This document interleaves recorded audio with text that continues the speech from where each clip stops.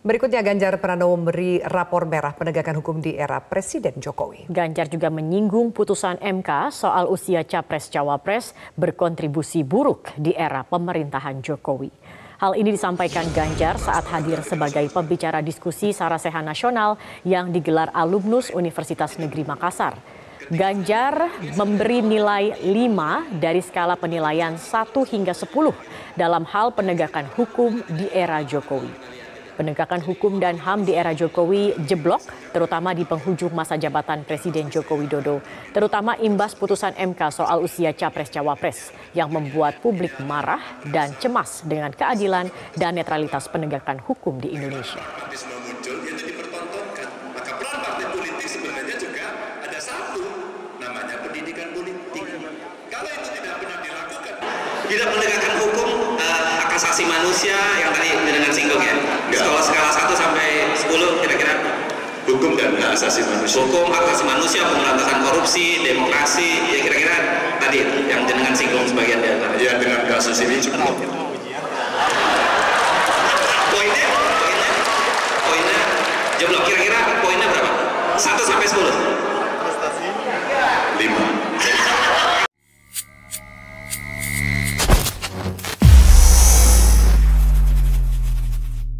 Bismillahirrahmanirrahim. Assalamualaikum warahmatullahi wabarakatuh. Semangat perubahan, salam kedaulatan rakyat. Sahabat SC Channel semua, ini ada yang menarik, menggelikan, lucu, miris, apalagi ya? Ya, kali pertama pidato seorang Mahfud MD setelah diumumkan sebagai cawapresnya Ganjar Pranowo, kemudian menyatakan bahwa penegakan hukum di Indonesia ini lemah, harus diperbaiki. Lah. Terus Bapak 4 tahun ini kemana aja?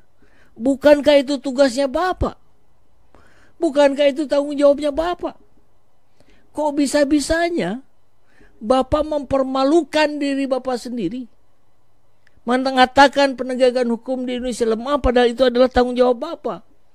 Kan harusnya Bapak itu minta maaf, Pak. Mohon maaf, saya selama menjadi Menko Polhukam belum berhasil atau gagal dalam menegakkan hukum, sehingga penegakan hukum di Indonesia ini lemah. Nah, itu baru benar.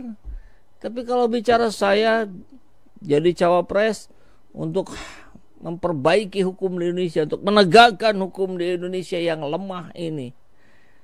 Lah. Apalagi Bapak cawapres.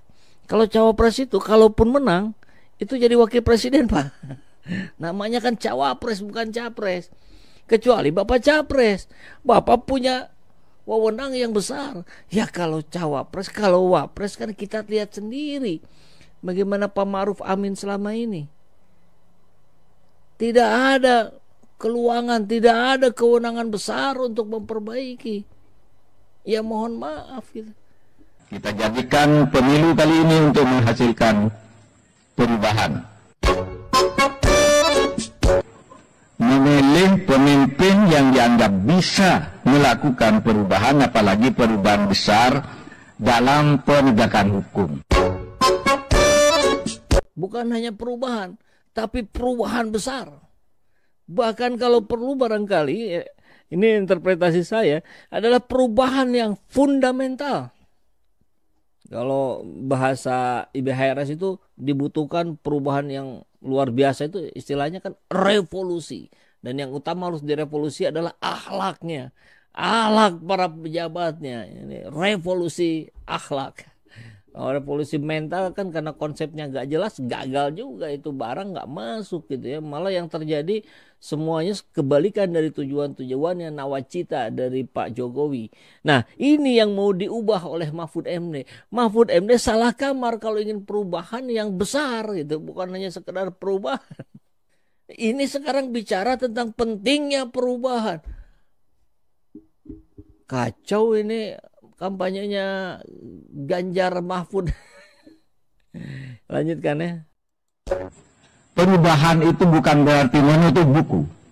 kadang-kadang juga kalau perubahan itu cuma satu aja, apa yang dihentikan.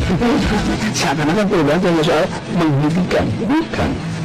Perubahan itu apa yang ditingkatkan, apa yang dikoreksi, apa yang dihentikan, dan apa yang ditambahkan. Hal baru apa yang dilakukan. Perubahan itu adalah melanjutkan tahapan-tahapan yang sudah kita capai. Satu, yang bagus kita lanjutkan, yang sudah selesai kita pelihara, yang tidak cocok kita buang lalu kita kembangkan ke arah-arah baru. Nah, itulah esensi dari perubahan yang kita lakukan. Karena sebenarnya perubahan itu bisa saja hanya diartikan sebagai pengembangan, tidak harus dipertentangkan antara perubahan dan kelanjutan. Sama saja sebenarnya. Oke. Jadi apa yang disampaikan oleh Mahfud MD itu adalah konsepnya koalisi Amin. Perubahan itu dilihat dulu, dievaluasi dulu. Mana yang sudah baik, sudah bagus itu terus dijaga. Mana yang harus dikoreksi, diubah sedikit-sedikit. Mana yang gagal total ini dihentikan. Kan konsep perubahan yang diusung Anies Baswedan sudah jauh-jauh hari disampaikan. Bahkan bisa dikatakan 5 tahun yang lalu. Sebelum mau menjadi gubernur, beliau sudah menyampaikan itu dan mempraktekannya di Jakarta dan berhasil. Relatif berhasil tentu ya, karena beliau bukan malaikat. Kemudian sekarang Mahfud bilang ya, apa-apa yang sudah disampaikan oleh Anies Baswedan.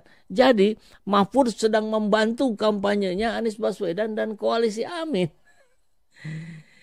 Ini blunder lagi nih Pak Mahfud. Aduh, kan adanya cawapresnya harusnya untuk mendorong, mensinergikan, ya, membantu menguatkan presidennya.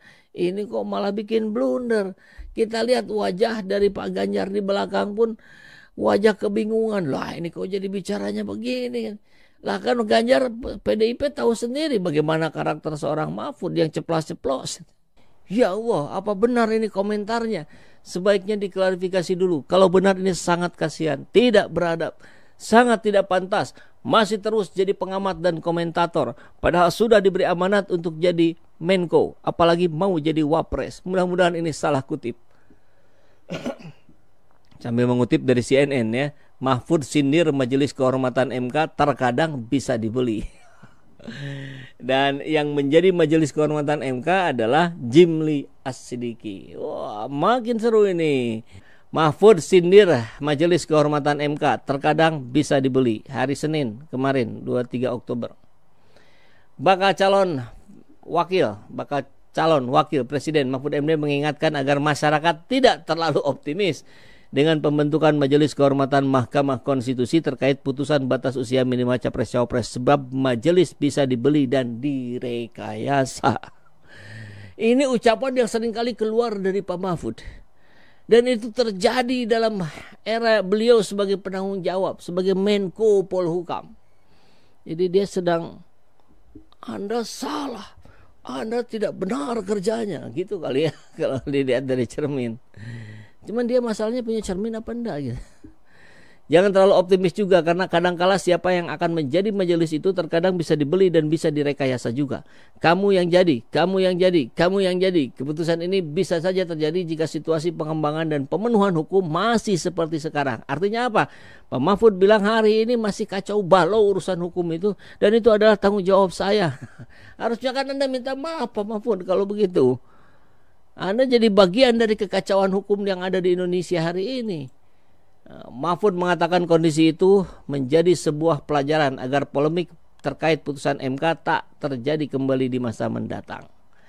Menurutnya, hakim konstitusi yang memiliki hubungan dengan suatu perkara tak diperkenankan untuk memutus perkara tersebut. Ini sudah kita bahas ya, ini logika anak SMP ini. Tapi masih juga nggak masuk di para elit politik. Repot kalau sudah begitu.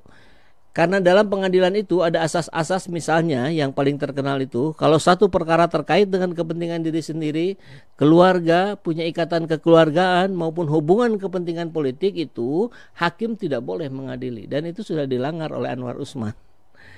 Kendati demikian, kata dia, putusan MK terkait batas usia Capres-Cawapres tetap harus dilaksanakan dan diterima. Kalau kita berdebat lagi soal itu, nanti malah ada alasan untuk membuat sesuatu yang lebih berbahaya bagi bangsa ini. Aduh, 3 orang anggota MK yang telah diumumkan yakni Jimli Asidiki, Bintan Saragih, dan Wafihuddin Adams. Jadi kita belum bahas nih yang Bintan Saragih dan Wafihuddin. Keanggotaan ini merupakan perwakilan dari 3 unsur. Jimli mewakili unsur tokoh masyarakat. Bintan mewakili akademisi, sedangkan Wafihuddin mewakili hakim konstitusi yang masih aktif. Ya, tapi kita lihat saja lah ya perkembangannya.